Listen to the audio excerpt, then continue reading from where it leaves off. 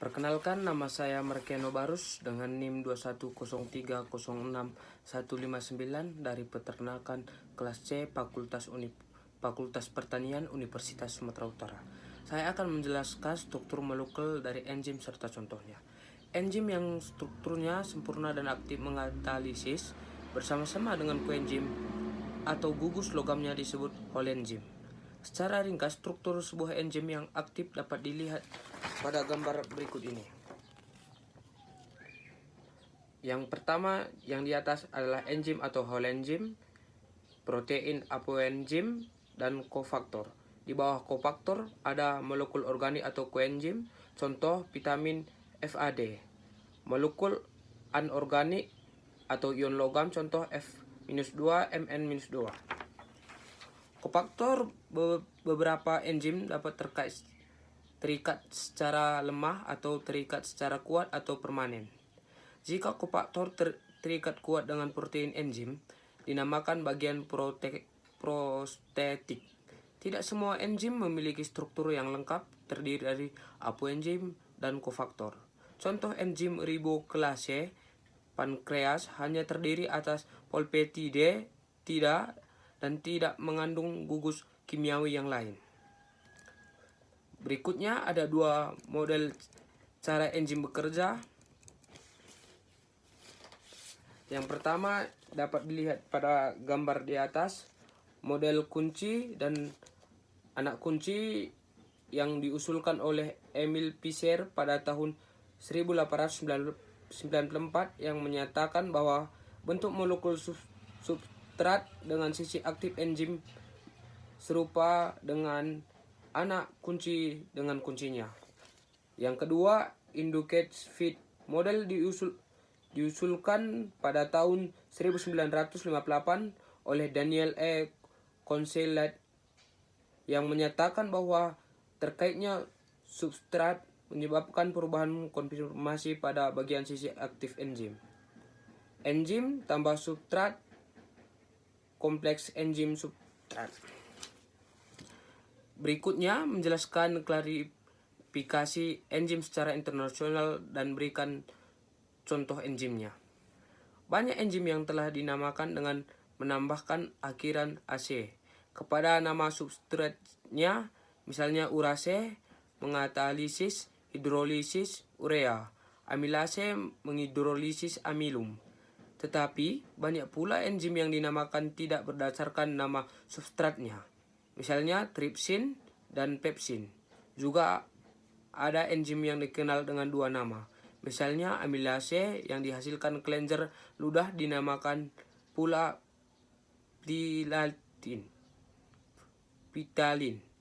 Karena itu, dan juga dengan terus meningkatnya jumlah enzim yang baru ditemukan, suatu dasar penggolongan enzim secara sistematis telah dikemukakan oleh persetujuan internasional. Sistem ini menempatkan semua enzim ke dalam 6 kelas utama, masing-masing dengan subkelas berdasarkan atas jenis reaksi yang dikatalisisnya. Contoh klarifikasi enzim secara internasional. Nama enzim oksidoretase, tipe reaksi yang dikatalisis, transfer elektron, contoh alkohol dehydrogenase. Berikutnya saya akan menjelaskan sifat-sifat dari enzim. Pertama, enzim sebagai katalisator. Enzim merupakan katalis yang dapat mengubah laju reaksi tanpa ikut bereaksi. Enzim bersifat khas dan aktivitasnya dapat diatur. Tanpa kehadiran enzim, suatu reaksi itu sangat sukar terjadi, sementara dengan kehadiran enzim, kecepatan reaksinya dapat meningkat sampai 107 kali. Sebagai contoh, enzim katalase yang mengandung ion besi atau Fe mampu menguraikan 5 juta molekul hidrogen peroksida atau H2O2 per menit pada OOC. H2O2 hanya dapat diuraikan oleh atom besi, tetapi satu atom besi akan memerlukan waktu 300 tahun untuk menguraikan sejumlah molekul H2O2. Yang oleh satu molekul katalase yang mengandung satu atom besi diuraikan dalam 1 detik. Jadi Bagaimanakah katalisator termasuk enzim meningkatkan reaksi kimia? Suatu reaksi kimia dapat terjadi jika molekul yang terlibat memiliki cukup energi internal untuk membawanya ke puncak bukit energi menuju bentuk reaktif yang disebut tahap transis.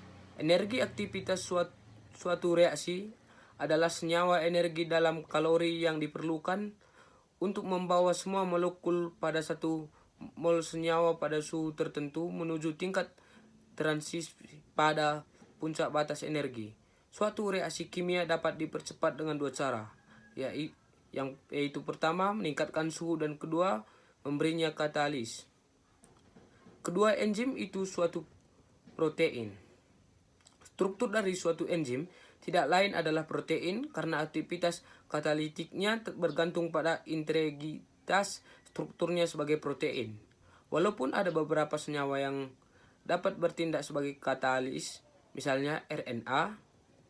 Ketiga, enzim itu khusus.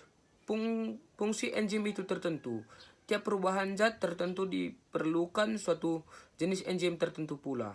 Misalnya enzim katalase hanya digunakan untuk menguraikan H2O2. Amilase hanya untuk mengatalisis amilum sebagai substratnya.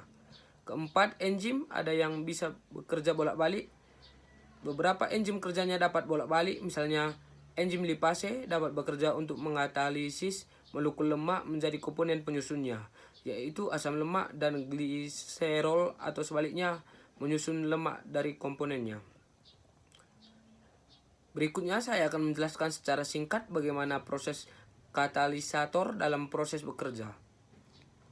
Enzim merupakan katalis yang dapat mengubah laju reaksi tanpa ikut bereaksi. Enzim bersifat khas atau spesifik kerjanya, dan aktivitasnya dapat diatur. Tanpa kehadiran enzim, suatu reaksi itu sangat sukar terjadi. Sementara dengan kehadiran enzim, kecepatannya reaksi dapat meningkatkan sampai 107 kali. Sebagai contoh, enzim katalase yang mengandung ion besi Fe mampu menguraikan 5 juta molekul hidrogen peroksida H2O2. Berikutnya saya akan menjelaskan faktor yang mempengaruhi kerja enzim dan berikan contohnya. Yang pertama, suhu. Kerja suatu enzim sangat dipengaruhi suhu lingkungannya. Setiap kenaikan suhu 10 derajat Celcius, kecepatan enzim akan menjadi 2 kali lipat sampai batas suhu tertentu. Enzim dan protein pada umumnya dinonaktifkan oleh suhu tinggi. Enzim berdarah panas dan manusia bekerja paling efisien pada suhu 37 derajat Celcius. Sedangkan enzim hewan berdarah dingin pada suhu 25 derajat Celcius. Semua enzim peka terhadap perubahan FH, dan nonaktif pada lingkungan FH sangat rendah atau asam kuat, dan pH tinggi atau asam besar. Contoh enzim pepsin memiliki pH optimum 2, sedangkan enzim tripsin memiliki pH optimum 8,5. Konsentrasi enzim, substrat, dan kofaktor. Jika FH dan suhu suatu sistem enzim adalah konstan dan jumlah substrat berlebihan, maka laju reaksi adalah sebanding dengan jumlah enzim yang ada. Sebaliknya, jika pH, suhu, dan konsentrasi enzim konstan, maka laju reaksi adalah sebanding dengan jumlah substrat. Inhibitor. Aktivitas suatu enzim dapat dihambat oleh suatu senyawa yang dikenal sebagai inhibitor. Inhibitor digolongkan menjadi 2 jenis utama, yaitu A. Bekerja secara tidak dapat balik. B. Yang bekerja secara dapat balik. Penghambat yang irreversible adalah golongan yang beraksi dengan atau merusakkan suatu gugus fungsional pada molekul enzim yang penting bagi aktivitas katalitiknya. Sebagai contoh adalah senyawa dispoliprop atau DFP yang menghambat enzim acetylcholinesterase, yaitu enzim yang penting di dalam transmisi impuls syaraf. Jenis kedua adalah penghambat enzim yang dapat balik. yang dapat digolongkan menjadi dua jenis, yaitu zat penghambat yang bersaingan atau kompetitif, zat penghambat yang tidak dapat bersaingan atau non-kompetitif. Zat penghambat yang bersaingan itu mempunyai struktur mirip dengan struktur molekul substrat. Suatu penghambat kompetitif berlomba dengan substrat untuk berkaitan dengan sisi aktif enzim, tetapi sekali terikat tidak dapat diubah oleh enzim tersebut. Ciri penghambat kompetitif adalah penghambat ini dapat dihilangkan dengan meningkatkan konsentrasi substrat.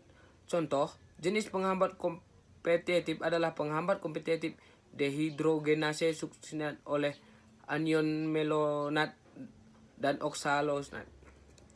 Berikutnya, saya akan menjelaskan bagaimana mekanisme feedback inhibitor dapat terjadi pada enzim. Pengontrolan model feedback inhibitor di mana enzim yang bekerja pada tahap awal atau E1 dihambat kerjanya oleh produk akhir atau Z, memberikan keuntungan pada sel, yaitu organisme tersebut dapat mengatur suplai energi dan mencegah menumpuknya senyawa intermediate selama proses metabolisme terjadi. Demikianlah yang dapat saya sampaikan. Terima kasih.